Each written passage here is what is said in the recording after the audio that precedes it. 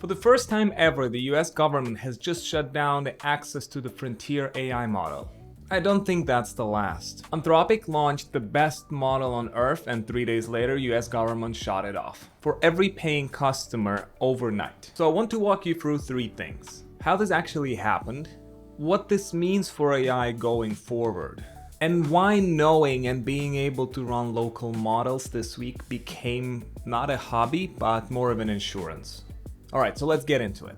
Here's how it unfolded. Friday, 5:21 p.m., Anthropic gets a letter from the US government, an expert control order citing national security. And it says that Anthropic has to cut off access to 2 models, Fable 5 and Mythos, for any foreign national. Basically anybody who isn't a US citizen, inside the country or outside it. That even means Anthropic's own employees who are non-US citizens. And I can right away tell you that Anthropic has no way of verifying citizenship. At least yet.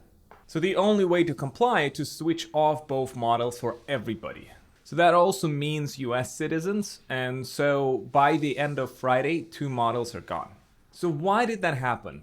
The letter itself doesn't really tell much. It cited national security and just left it there.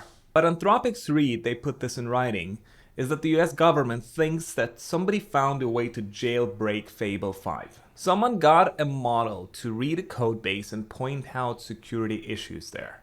And I guess the worry is that the model that can find vulnerabilities in your code can also find vulnerabilities in other people's code. It's kind of an offensive cyber worry that they have. So the government doesn't want a tool this capable in the hands of somebody foreign using it to potentially jailbreak banks, security grids, electricity, or anything else like this. Now, I have to be fair because I think Anthropic kind of walked into this. They spent months branding this model as so powerful that it's a national security matter. So they gave it access only to specific few, and now that they've released it, it kind of makes sense that the government thought, well, you said it's a national security, why does everybody has access to it in the world? But then if you look at the landscape of AI models, yes, Fable is the strongest one, and ChatGPT 5.5 is behind now, but it's still a capable model and it can still do the same things that Fable 5 can do. Not as well, but what does that mean? Everything above a certain capability threshold is not going to be generally available anymore?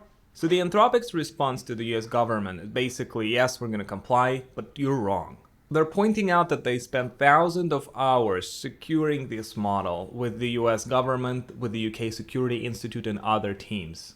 And nobody found a universal jailbreak. And in the letter itself, as I said, there's no specifics, so they just have to do it. So if you apply that across whole industry, then you have to shut down all of the capable models. And you can imagine that they're losing money on this. Because think about this. Their business model is creating more capable AI models, selling them to as many people as possible and making money on that. Of course, I would say out of all of the labs, Anthropic has always been the one that was most focused on security and making sure that the AI is safe. So it's pretty strange to me that they are specifically the ones that got shut down due to safety concerns. So that's a big precedent for any AI lab with frontier models. What do they do now?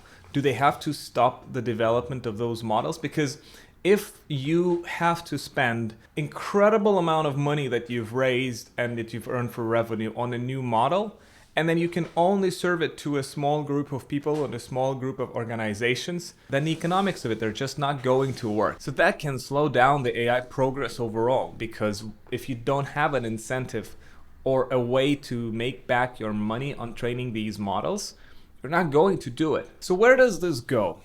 Honestly, I think that in a couple of days or a week, Anthropic gives all of the assurances to the US government that everything is going to be fine, proves it in some way, and we get the model back. But that's, I think, the best case.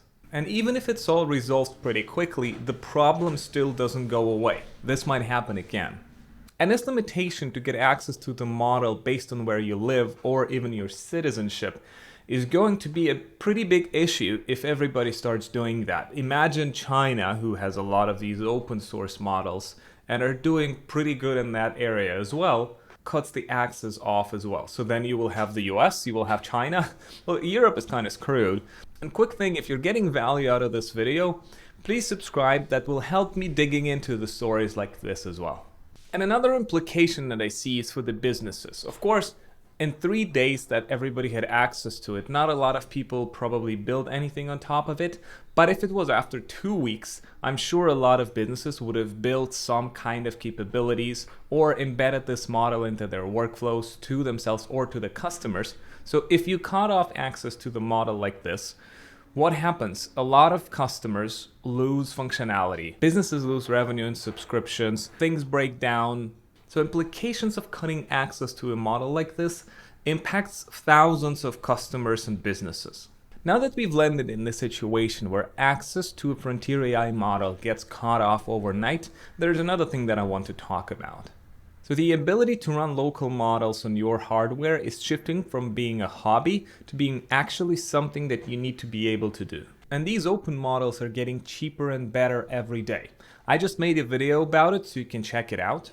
So if you imagine your business getting cut off of a frontier AI model overnight like this, having insurance policy of being able to quickly set up and run a local model to cover most of the needs is crucial. So whether Fable is back in a week or 2 months, the precedent is already set. Today proved that a frontier model can be pulled offline worldwide in a matter of hours with no specific evidence shown. And that's the first time this happened. So now that we know that this is possible and the US government knows that this is possible, I'm sure this will not be the last time this happens, which is very unfortunate.